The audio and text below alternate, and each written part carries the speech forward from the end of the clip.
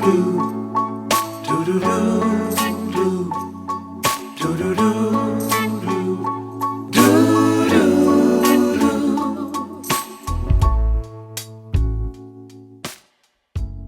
everybody, welcome to Noticeably Invisible. My name is Dave Lazat. I am your host today and always, and I am here with a friend of mine who I've known for a little bit of time now. His name is David Boucher, and here he is. Hi, I'm David Boucher.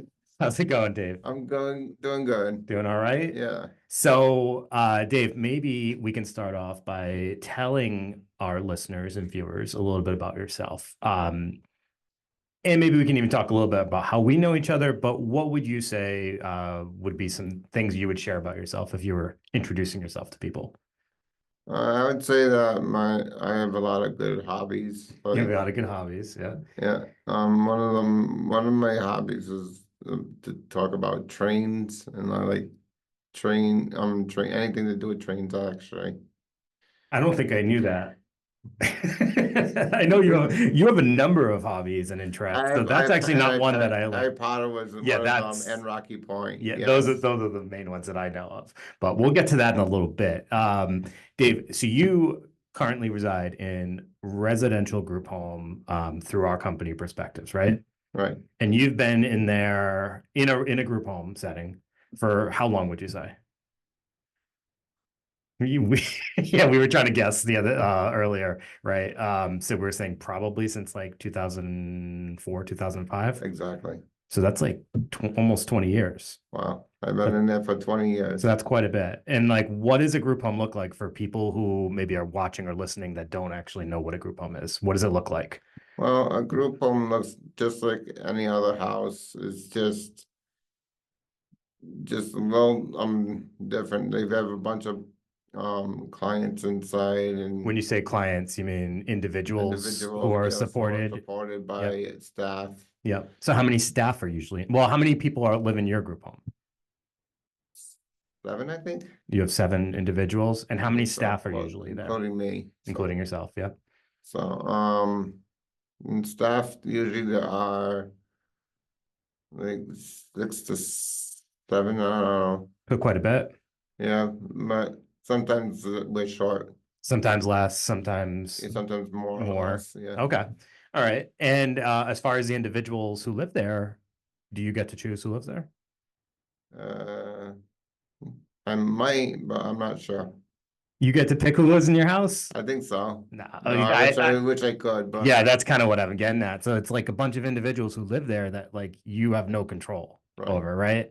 Which I'm sure presents as challenging sometimes. Yes. Right. Especially if I'm downstairs by myself. Oh, well, that's something that like for you in your house, you currently reside in like the basement, like you have like a finished basement area. So you get a little bit more privacy than other individuals who live on the upstairs floor of your house because it is a 2-floor house, right? But that's not the case for all group homes. I know some group homes are just one level and kind of all the bedrooms are kind of like in the same area. Exactly. But like we said, you don't get to pick who you live with, which can present as challenging. Yeah. I mean, sometimes you get to meet new people, and I'm sure that's kind of fun too. I do. Yeah. So you've lived in a few group homes, right? I've lived in quite a few group homes. Yeah. Off the top of my head, I can think of at least 4 that you've lived in, but maybe it's been even more. 5 or 6. Yeah. What's that like when you have to go from one to the other? Well, moving's kind of a hassle. Yeah. Yeah. Good, because I have tons of things. Yeah. Well, that's one of the things I wanted to actually talk about a little bit because you right off the bat, you mentioned how you have certain interests.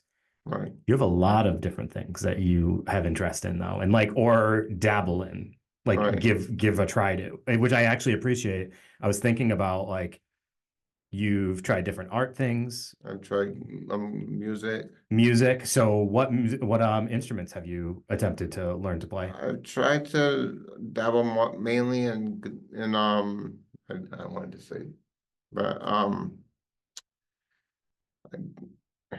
keyboarding, but I try to string my way over to guitars, but I feel like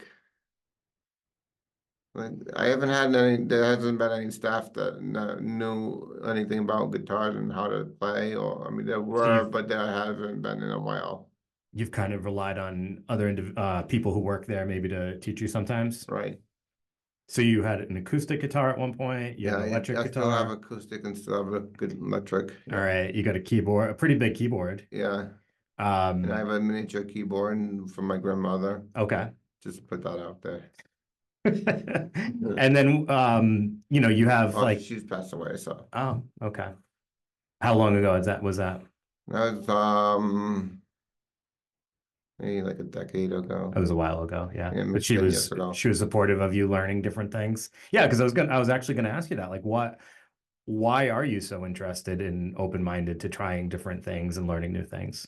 I'm mostly interested about that because, yeah, I'm mostly interested in that because of the way I can't remember what I was gonna say. It's okay. What was the question? Why do you enjoy learning new things so much? Like what makes you want to learn new things? Uh, what makes me want to learn new things? That is a good question. And it's a question that's been burning forever.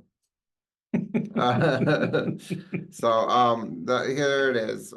Here's the answer. Here's the answer. I have been wanting to do this, but I'm dabbling in different things because it keeps me on my toes and keeps me wanting more for the for music. Okay. It keeps you on your toes. So you kind of feel like when you learn something new or the process of learning is feels good to you. It does. You like that feeling? Yes. And what happens when something gets like, have you ever tried something and it was just too hard to learn? Or I've quit before. Yes, yeah, like the guitars. how do you decide when you're at the point where you're gonna like maybe this just isn't for me? How do you decide that? Um,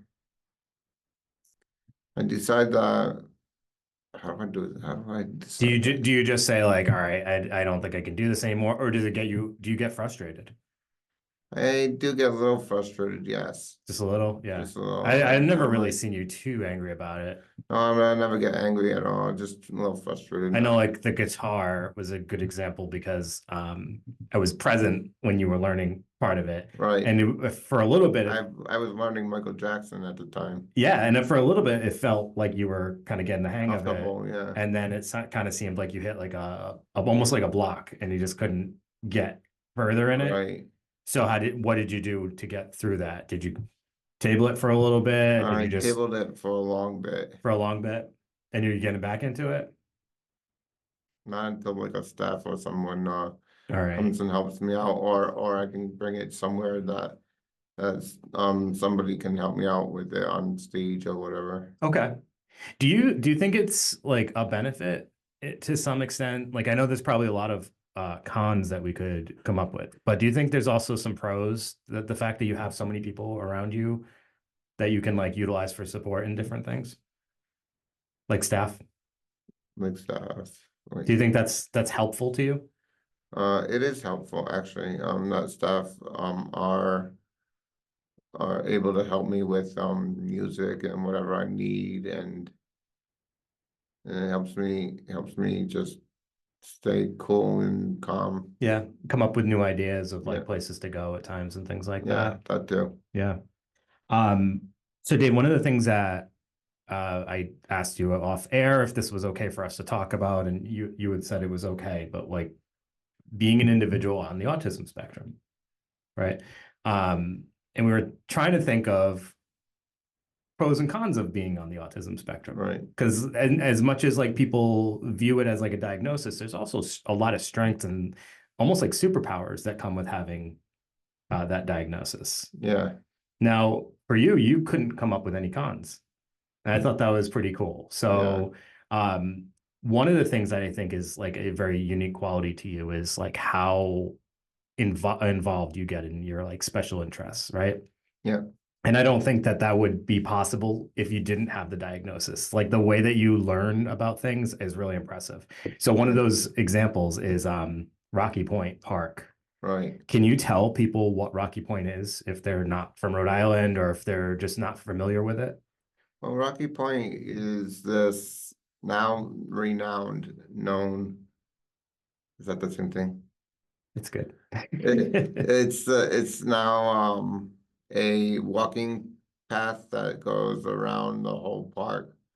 It's no longer rides and popcorn stands or like Ferris wheels or So haunted houses it was or an old amusement it was park. an old amusement park, Mhm. yes. And the only two things that are standing are actually the only three things that are standing and are still on the ground. There's a swimming pool that's not open anymore, and there's the arch that's there still, and the and there's a chairlift which was known as the uh, I forgot what it was known as, Okay. but anyway, What was the arch? the arch was one of the many arches that were left around in the times of I can't remember. But Was it that was a back in the ride? World's Fair, back in the World's Oh, Fair. okay. So do you know around what time Rocky Point Park, amusement park opened? Like around what year-ish? You don't have to be exact. It was Right, like 1999, 1998, when it or closed. yeah, Is that when it closed? I think so. Okay. But that was open for a very long Very time. It long was one of time, the yeah. early amusement parks, correct? It was there before I was even born. Yeah. And significantly before that, I believe. Significantly, yes, yeah, So before that. what got you into Rocky Point? Um, well, I do kind of miss some of the things like the haunted house and the Flume and the roller coaster and the bands. They had bands there too. These bands were quite interesting because they had Led Zeppelin down Yeah. to like what else did they have? Some pretty big names. Pretty I big names can't out name, there, yeah. can't think of them off the top of my head, but yeah, Yeah, Russ. Iron Maiden was not one of them. Oh, they were not one of them. No. Thank you for pointing out that they did not play there. So they had like clam chowder Yes, stands they had that, that Rocky which Point is, you know, so Rhode Chowder Island. House, which Yeah. is and they also had the I'm sorry. They also had the uh the dining hall, the shore dinner hall. Okay. So they had dinner hall, all Yeah. that. You used to go as a kid?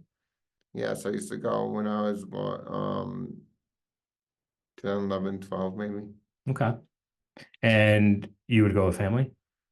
Actually, that's I can't say 10, 11, or 12. I mean, I had been around longer than that, and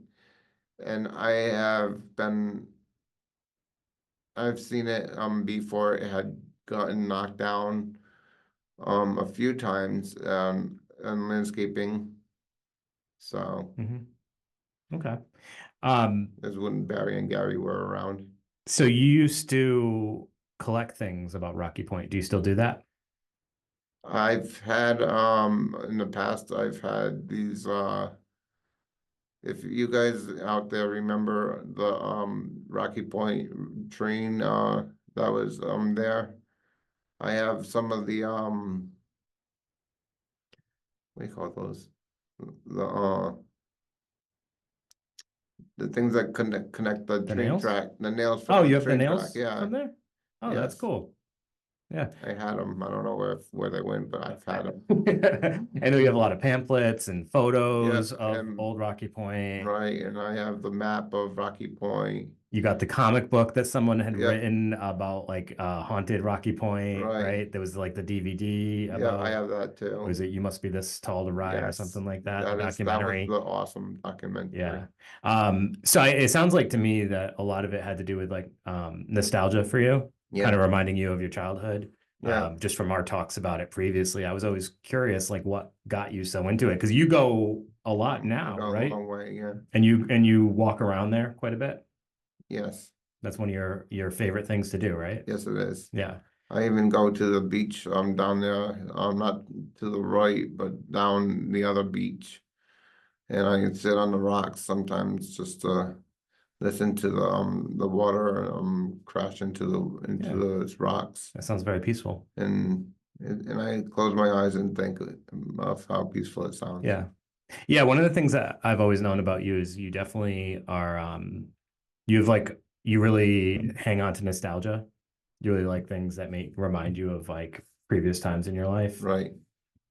Is that been something you've always done? Somewhat, yes, Mhm. and some of it maybe no. Why do you feel like nostalgia is so important for you, or I makes you feel so good? What does it do for you? Hanging on to I things like thinking about things from when you were younger. hang on to things from when I was younger. Yes, I like doing that a lot. What does it make you feel? Makes me feel like my adoptive parents. They like to do things the way they want to do things. So it's like that commercial where you like they tell you not to do what your parents do, but you grow up learning everything that you've learned from your Oh, parents. oh, those commercials where the people all becoming their parents and the Yes. guys there Nope, you correcting can't do them. that. Yeah, Yeah. yeah. So you kind of almost see yourself following Their them, footsteps. their footsteps. Yeah. That's so interesting. Yeah. That But my adoptive parents are different from my birth parents. I kind of miss them too, but that's kind of nostalgia for me too. you have some memories of before your Uh, adoptive parents when you were with yes, your birth parents.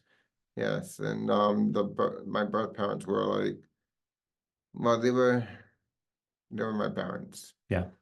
They were obese, but I still love them, and they got me everything and anything I wanted, which was pretty much cool, Okay. and it was really cool for them. I just sort of miss them. Okay. So I did have two siblings too, mhm. Jennifer and Vincent, which I'm wondering if they're still out there. Oh, it's been quite a while since you've seen any of them. Yeah, and my adoptive parents don't want me to see them. Not that they don't. It just seems like they don't. There might be a reason. I'm not sure what this reason may be. How does that feel to know that? Because I'm sure this comes up a lot, even just living in a group home and having staff kind of share their thoughts or views on things. When you hear someone share a view that goes against what you want, but you know maybe it's for the best. So, for example, um, hearing maybe your adoptive parents share that, like, oh, we don't know if that's a healthy thing for you to see your biological parents, Right. but there's a part of you that wants to see your biological parents. Is that how does that feel to kind of have that balance of like hearing people kind of voice things that goes against what you want, but you know it's for the best? Right. Makes me feel a little sad Mm, and maybe like depressed a little, but yeah. not as much depressed as I could get. Yeah, because you know it's for the best, or you know that they have your best interest in They mind. have my best interest in mind, but I don't think it's my best interest off mind.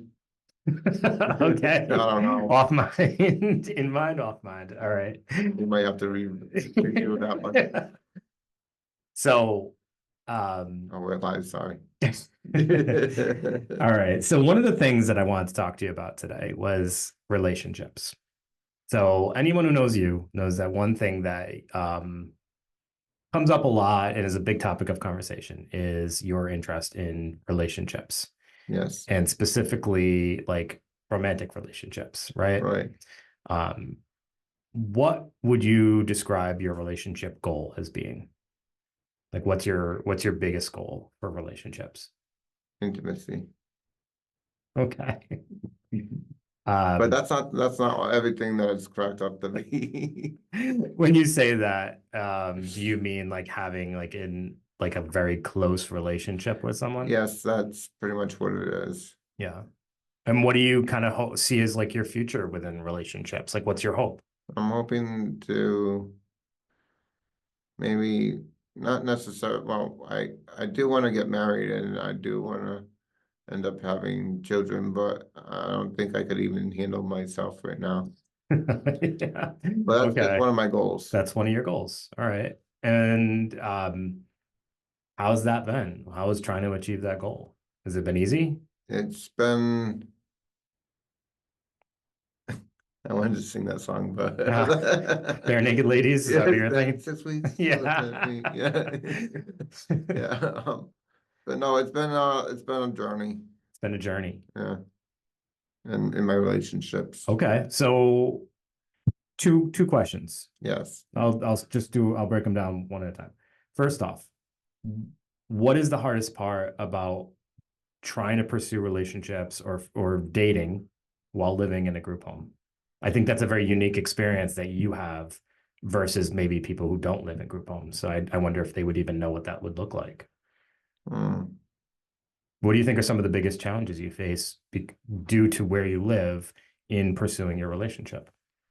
Uh, well, let's see, as far as a group home goes, I just feel like going group home to group home for a relationship is a little wonky Mm-hmm. in ways that it's kind of hard to have like privacy and whatnot Well, and to know whether or not you're doing the right thing or doing the wrong thing as far as and the intimacy. you mentioned having 7 people in a group home Right, plus 5 to however many staff are on. right, It's a lot of people in a home. Never mind if you want to have somebody over, right? right, So you're right, there's like zero privacy, but right. also you have individuals drive you. And plus there's cameras sometimes in group homes.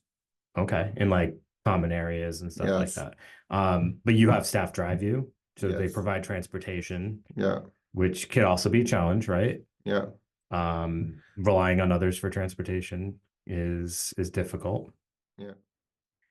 Um, so as far as like finding people to have a relationship with, is that hard? Yes. Where do you typically find people? Mhm. Out in the community or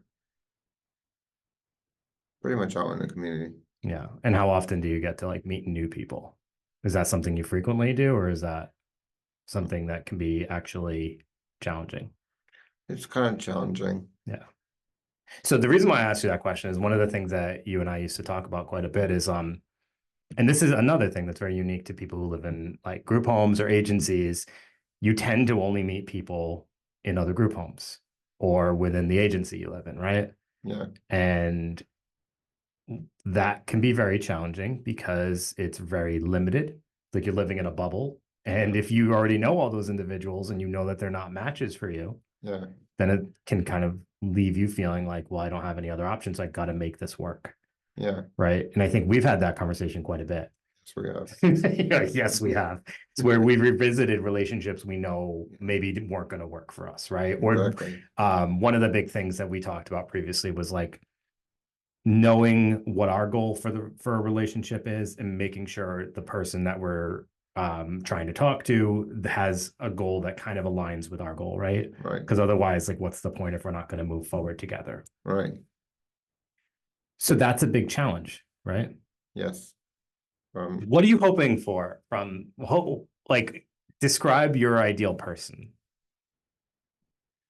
Mm, If you could like describe myself in 5 words or less. describe yourself. Yeah, That's your ideal person? that's What not. would be your ideal partner? Oh, someone who's kind, uh, beautiful, um, outgo outgoing, Hmm. um, and nice. Is there any interests that you would want them to have? Uh, interest. An example. Oh, any of yours? You love Oh yeah, yeah. all I kind like of Harry. things. Like maybe someone who likes Harry Is Potter, that is that a or like a definite? What if they were like, I hate Harry Potter? Would you still date that person? I What if mean, they were like, okay. Rocky Point Park is like the worst place I've ever been to? Is that I a would explain to them that Rocky Point used to be a place of fun and rides and everything that you can think of. okay? Just to show them, I have pictures I can show them So you would take and time to try to help them explain that. understand why you appreciate it so much. Yeah, Okay. And what about Harry Potter? What if they were like, I can't stand the Harry Potter movies, I don't like the books?